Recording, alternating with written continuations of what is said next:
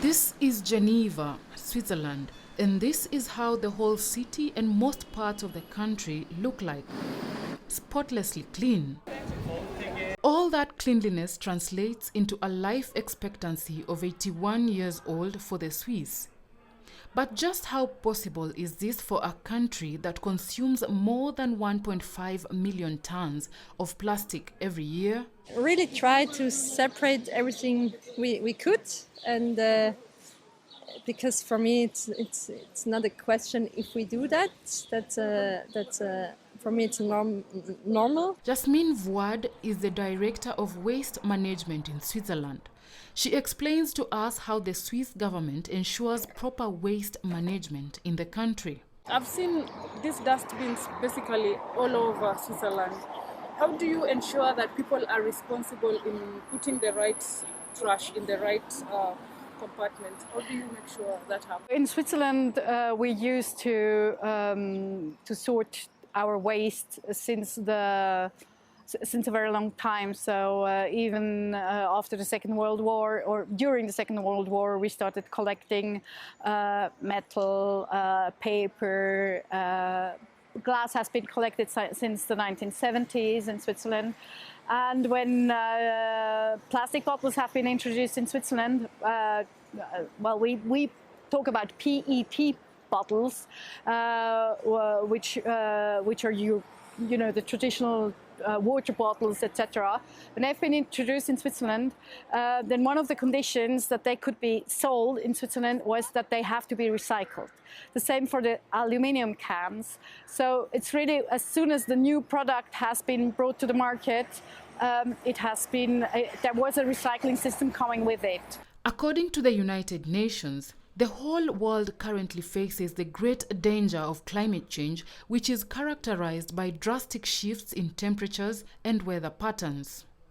These shifts may be natural, but since the 1800s, human activities have been the main driver of climate change, primarily due to burning fossil fuels and toxic waste. So how does Switzerland manage her waste after it has all been sorted out? We have new recycling processes which help to reduce even more the impact of plastic waste. So we start collecting them like in 2 or 3 years. We're building up a collection system for the whole nation, and then this plastic will be recycled too.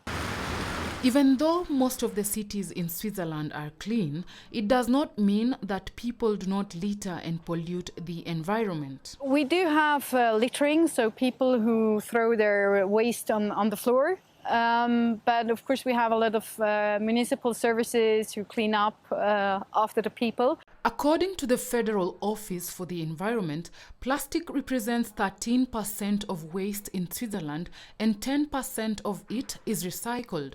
The rest is burned in incineration plants.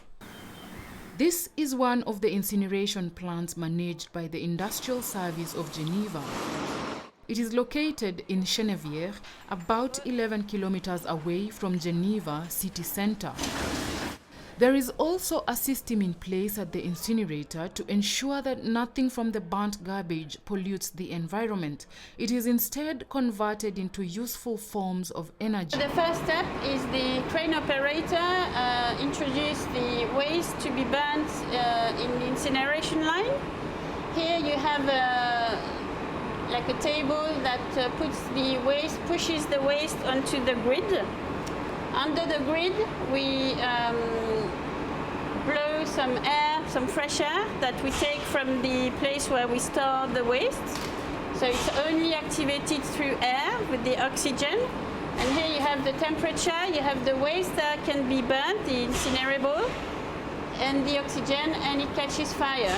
So here you have the waste is being transformed into smoke.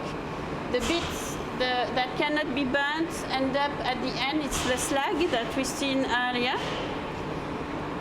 We recuperate all the smoke that comes out of the incineration. It goes here we can't see it, but it goes here in the boiler, which is a massive heat exchanger. It's like the boiler of your house, where we basically recuperate the heat to produce steam. And then once we've recuperated the energy, we start cleaning the exhaust smoke that comes out of the incineration line. It is not only the streets of Geneva that are clean. According to Forbes, Switzerland scores a perfect 100 in 8 environmental indicators, including sanitation and water quality, forest health and pesticide regulation. This is partly because of data collection organizations which do research on environmental pollution and then give the findings to the government and other relevant parties. I am currently in Fune, which is a village located 20 kilometers away from Geneva, and I'm here to meet Pascal Hagman, who is the founder and director of Ocean Eye. Ocean Eye is a scientific association that collects data about plastic pollution in water bodies. Come with me. Bonjour. Nice to meet you. Nice to meet you too. Pascal. Chebet. So let's go to the boat. Okay. And we work specifically on microplastic pollution, mainly in the seas, but also here on Lake Geneva. Our goal is to help to produce data to evaluate the level of this pollution.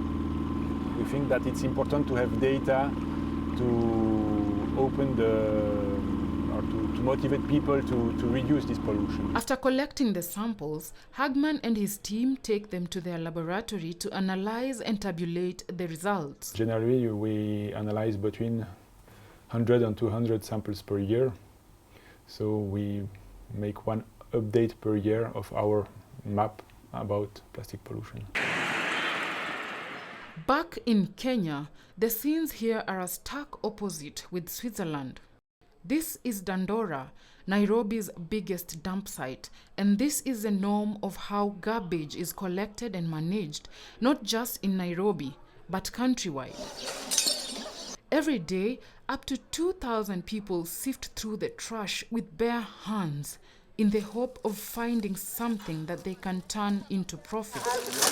According to the National Environment Management Authority, NEMA, Kenya's capital city, Nairobi, generates an estimated 2,400 tons of solid waste daily, 20% of which is in plastic. Poor waste management, coupled with rising urban pressure, has heightened the risks of environmental degradation in the city of about 5 million people. Of the waste generated by the city, only 45% is recycled, reused, or transformed into a form that can yield an economic or ecological benefit. This is a far cry from the 80% target by NEMA. As an environmentalist and someone who grew up in Dandora, Evans Otieno is taking the initiative to beautify his hood. This space, for instance, was a dump site before 2014, but he has since transformed it into a beautiful, clean, and conducive environment. People can come here and see animals, you see, and even you can see we have a library section here where kids in the community, they normally come here to take their books, where when they have some homeworks, instead of them doing in the small houses, at least we normally have this kind of space where they can come, pick a book, go read home, or even those people who are interested in reading here can come and read here. So, what will it take for Kenya to attain the standard of cleanliness in Switzerland? If there is a willingness between the community, if there is a willingness between the government, if there is a willingness between the stakeholders who are involved in this thing, then I think solution we can find. But there will never be a solution if there is no willingness. So you'll find that maybe the community will be having willingness, but the government is not willing. Research shows that plastic pollution is a huge contributor to the negative impacts of climate change. And Sustainable Development Goal number 14 aims to end all forms of plastic pollution by the year 2025. And so whether you're in Switzerland, in Kenya, or anywhere else in the world, it is important to know that plastic waste management is a collective responsibility. Chebet Birir at the Swiss Parliament in Bern, Switzerland.